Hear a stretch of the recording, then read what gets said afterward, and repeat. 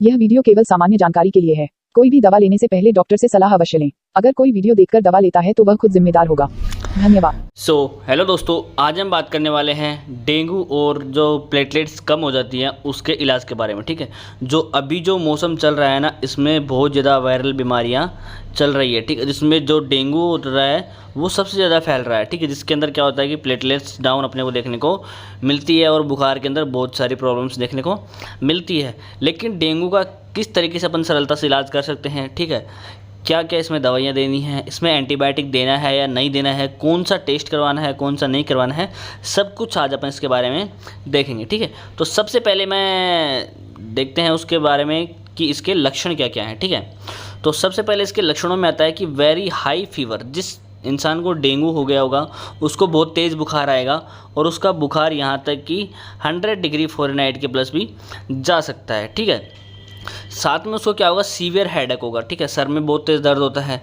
और अगर किसी को डेंगू है, प्लेटलेट्स डाउन अगर उसकी चल रही हैं, तो जैसे अपन कोई बोलता है ना उसके पास में, तो भी उसको सर में बहुत तेज़ वो दर्द होने लगता है। ठीक है, आसपास में अगर कोई बोलता है तो भी उसको सर में दर्द होता है। पेन बिहाइंड आइज़, ठीक है, आँखों के पीछे दर्द होने लगता है। जॉइंट एंड मसल पेन, ठीक है, जो कि अपने जो मसल्स जो होती हैं और जो जॉइंट्स होते हैं उनमें दर्द होने लगता है। फैटिगनेस, ऑब्वियसली थकान रहती है बॉडी में। ठीक है, उसके बाद में है नोज़िया एंड वोमिटिंग, तो बेचैनी सी रहती है, कई बार उसको वोमिटिंग भी हो सकती है। ठीक है, वोमिटिंग भी हो जाती है डेंगू के अंदर। और उसके बाद में अगर आपकी प्लेटलेट्स बहुत ज़्यादा डाउन चल रही है तो उस जगह उसमें क्या होता है, आपको माइल्ड ब्लीडिंग भी हो सकती है। जैसे आपका हल्का फुल्का कट लग गया तो वहाँ से ब्लीडिंग आपकी जो नॉर्मल से ज़्यादा हो सकती है, क्योंकि अगर प्लेटलेट्स ज़्यादा डाउन है तो ब्लीडिंग ज़्यादा होने के चांसेस रहते हैं। ठीक है, तो ये सारे जो लक्षण होते हैं वो एक इंसान में अपने को, अगर किसी को डेंगू है, प्लेटलेट्स उसकी डाउन चल रही है, तो ये सारे लक्षण देखने को मिलते हैं। ठीक है, अब उसके बाद में मैं बात करता हूँ इसके कोजेज़ की, कि इसका क्या कारण है, कैसे डेंगू फैलता है। तो कोज बाई डेंगू वायरस, ठीक है, जो डेंगू वायरस जो होता है उसकी वजह से ये बीमारी होती है। अब बात करते हैं कि जो ये डेंगू है वो अपनी बॉडी में फैलता कैसे है। तो एडीज मॉस्किटो, जो मादा एनाफ्लीज मच्छर जो होती है ना, जिसमें फीमेल एडीज मॉस्किटो, ठीक है, फीमेल एडीज मॉस्किटो जो होती है मादा एनाफ्लीज मच्छर, उसकी वजह से ये डेंगू वायरस अपनी बॉडी में फैलता है। ठीक है, तो इसका कारण क्या होता है, जैसे ये कोई मादा एनाफ्लीज मच्छर है, ठीक है, फीमेल एडिज मॉस्किटो है जिसको डेंगू वायरस इसके अंदर बॉडी के अंदर है। ठीक है, तो जैसे किसी हेल्दी पर्सन को काटेगी तो उसको डेंगू हो जाएगा। ठीक है, अब कोई हेल्दी मच्छर आकर के उस पर्सन को काट रहा है तो वो मच्छर भी क्या हो जाएगा, उसका वेक्टर हो जाएगा कि वो डेंगू वायरस उसके अंदर चला जाएगा और वो किसी को भी हेल्दी पर्सन को काटेगा तो उसको भी डेंगू हो जाएगा। तो ये साइकिल इसके अंदर चलता है, इस तरीके से डेंगू फैलता है। और इसके पीछे और मोर क्या क्या कारण हो सकते हैं डेंगू के पीछे फैलने के। क्लाइमेट चेंज, ठीक है, जो बारिश का जो मौसम होता है उसमें जगह जगह पानी इकट्ठा हो जाता है, उसके जस्ट बाद में जो मौसम जो बदलता है ना, उसमें ये जो मच्छर बहुत ज़्यादा पनपते हैं, तो उस वजह से बीमारी फैलने के ज़्यादा कारण रहते हैं। अर्बनाइजेशन, अगर जो लोगों की भीड़ भाड़ जो ज़्यादा रहती है, ठीक है, तो ज़्यादा अगर लोग कहीं पे रहते हैं, ज़्यादा गंदगी वगैरह रहती है, तो उन सब चीज़ों से भी ये हो सकता है। लैक ऑफ इम्यूनिटी, अगर किसी की बॉडी की इम्यूनिटी कमज़ोर है, ठीक है, प्रतिरक्षा तंत्र जो होता है वो कमज़ोर है, तो उस वजह से भी हो सकता है। लैक ऑफ वेक्टर कंट्रोल, ठीक है, जो ये गवर्नमेंट के द्वारा ये जो काम करवाए जाते हैं, मच्छरों को मारने के लिए स्प्रे वगैरह छिड़कवाई जाती है, ठीक है, और जो मच्छरों को रोकने के लिए नालियों में, गंदे पानी की नालियों में भी दवाइयाँ डाली जाती है, अगर ये सब कंट्रोल नहीं किया जा रहा है तो उस वजह से भी डेंगू और प्लेटलेट्स का जो डेंगू होता है उस बीमारी के फैलने के ज़्यादा चांसेस होते हैं, क्योंकि जो मच्छर जहाँ ज़्यादा पनपते हैं वहीं पर डेंगू ज़्यादा होता है। तो मेनली काम है मच्छरों को रोकना, जिससे डेंगू वायरस को फैलने से रोका जा सके। तो ये इसके पीछे कारण हो गई। ठीक है, लेकिन अब बात करते हैं इसके क्या क्या टेस्ट अपन करवा सकते हैं। किसी को डेंगू हो गया तो कैसे पता लगेगा अपने को कि उसको डेंगू हो गया। तो इसमें टेस्ट आता है रैपिड डेंगू आईजीजी टेस्ट। ठीक है, उसकी जो एंटीबॉडी जो होती है उसका टेस्ट करवाया जाता है। अगर उसकी ब्लड टेस्ट में आईजीजी एंटीबॉडी प्रेजेंट है तो मतलब उसको रिसेंटली डेंगू हुआ है, लेकिन अभी उसकी बॉडी में इन्फेक्शन नहीं है। और हो सकता है उसकी प्लेटलेट्स डाउन आ रही हो लेकिन उसकी बॉडी के अंदर डेंगू इन्फेक्शन नहीं है। अगर आईजीएम प्रेजेंट है तो उसको मतलब कि प्रेजेंट में उसको इन्फेक्शन है। ठीक है, तो ये रैपिड डेंगू टेस्ट किया जाता है, आईजीजी आईजीएम एंटीबॉडी टेस्ट। ठीक है, उसके बाद में एलाइजा टेस्ट किया जा सकता है। डेंगू NS1 जो सबसे ज़्यादा फेमस जो टेस्ट है, जो कि ईजिली मतलब करवाया जा सकता है, तो NS1 जो टेस्ट होता है वो सबसे ज़्यादा टेस्ट करवाया जाता है डेंगू के लिए, ठीक है। उसके बाद में RT-PCR की जो, अब RT-PCR कब करते हैं, डेंगू के जो वायरस होते हैं ना उसके कई सेरोटाइप्स होते हैं, उसमें से किस टाइप के वायरस से इन्फेक्शन हुआ है उसको पता लगाने के लिए RT-PCR करते हैं। और CBC इसलिए करवाई जाती है कि उसकी जो ब्लड का जो काउंट होता है उनको पता लगाया जा सके, प्लेटलेट्स कितनी है, WBCs कितनी है, ब्लड में इन्फेक्शन वगैरह तो नहीं है, RBCs कितनी है, ब्लड की मात्रा कितनी है, उन सबको पता लगाने के लिए CBC टेस्ट करवाया जाता है। तो ये सब टेस्ट करवाए जा सकते हैं। लेकिन अब बात करते हैं अपन ट्रीटमेंट की। अगर किसी को डेंगू हो रखा है तो उसमें अपन क्या ट्रीटमेंट देंगे, फ्लूइड थेरेपी को उसमें ज़्यादा से ज़्यादा फॉलो किया जाता है, ठीक है। जिसको पेशेंट को जो प्रॉब्लम हो रखी है डेंगू की, उसको ज़्यादा से ज़्यादा फ्लूइड दिया जाता है IV रूट से भी, और खाने पीने में भी फ्लूइड के जो होते हैं, मतलब कि जो जूसेस वगैरह होते हैं वो ज़्यादा से ज़्यादा उसको दिए जाते हैं। तो फ्लूइड में अगर मैं बात करता हूँ तो सबसे पहले इसमें दी जाती है NS दी जाएगी, या फिर DNS, या फिर RL, ठीक है। अगर किसी की BP अगर ज़्यादा चल रही है तो उसमें अपन RL का यूज़ कर सकते हैं, लेकिन अगर नॉर्मल है तो मोस्टली इसमें NS और DNS का ही यूज़ किया जाता है, तो आप ये यूज़ कर सकते हैं। उसके बाद में आता है इंजेक्शन MVI, जो मल्टीविटामिन का जो इंजेक्शन होता है, ठीक है, वो इसके अंदर यूज़ किया जाता है। तो अपन जो ड्रिप लगा रहे हैं NS या DNS, उसी के अंदर MVI या फिर एल्ट्राविट, दोनों में से एक इंजेक्शन को यूज़ किया जाता है, ताकि उसकी बॉडी के अंदर जो वाइटामिन्स की जो कमी हो रखी है उसको कंप्लीट किया जा सके, जो प्लेटलेट लगातार कम हो रही है उनको कम होने से रोका जा सके, जो फैटिकनेस उसके अंदर है उसको कम किया जा सके, उसके लिए MVI या फिर एल्ट्राविट इंजेक्शन लगाया जाता है। या फिर सुबह MVI लगा दिया, शाम को एल्ट्राविट लगा दिया, ऐसा भी किया जा सकता है। क्योंकि जो NS और DNS है ना, वो उसकी प्लेटलेट्स के हिसाब से ही उसको कितनी ड्रिप्स लगानी है, 2-2 ड्रिप्स सुबह शाम भी रखती हैं। और अगर किसी की प्लेटलेट्स 10,000 से नीचे जा रही हैं तो उसको आप हैंडल नहीं करेंगे। अगर किसी की 10K से नीचे है तो उसको हॉस्पिटल में एडमिट करवाना ज़रूरी है, उसको प्लेटलेट्स भी चढ़ाई जा सकती हैं। लेकिन अगर किसी की 50,000 है, 60,000 है, ठीक है, 1.5 लाख से नीचे हैं, तो उसके लिए ड्रिप लगाई जाती हैं, जिसको आप क्लिनिक पे कंट्रोल कर सकते हो, ठीक है। तो मैंने बताया कि अगर इंजेक्शन MVI और एल्ट्राविट को सुबह शाम भी यूज़ किया जा सकता है, ठीक है। उसके बाद में आता है इंजेक्शन रेगलान, ठीक है, जो अपन ने ड्रिप जो लगाई है उसी के अंदर अपन डाल सकते हैं। या फिर अगर उसको ज़्यादा वोमिटिंग या चक्कर वगैरह आ रहे हैं तो अपन उसको IV रूट के थ्रू भी दे सकते हैं। उसके बाद में इंजेक्शन रेंटेक इंजेक्शन डाला जाता है, अपन उसको डायरेक्ट IV भी दे सकते हैं, ड्रिप में भी डाल सकते हैं, ताकि उसका जो खाना होता है, जो भी वो कुछ खा रहा है वो आसानी से पच सके। वैसे तो ज़्यादातर उसको फ्लूइड थेरेपी पे रखा जाता है, फ्लूइड जूसेस वगैरह उसको ज़्यादा दिए जाते हैं, लेकिन हल्का फुल्का कुछ खाना अगर वो खाता है तो उसको पचाने के लिए या फिर उससे एसिडिटी ना हो जाए उसको रोकने के लिए उसको रेंटेक इंजेक्शन लगाया जाता है, ठीक है।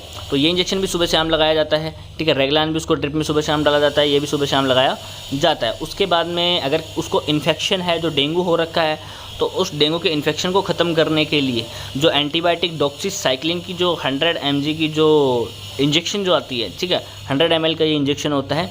इस इंजेक्शन को पेशेंट को एक बार सुबह और एक बार शाम को लगाया जाता है उस इन्फेक्शन को ख़त्म करने के लिए, ठीक है।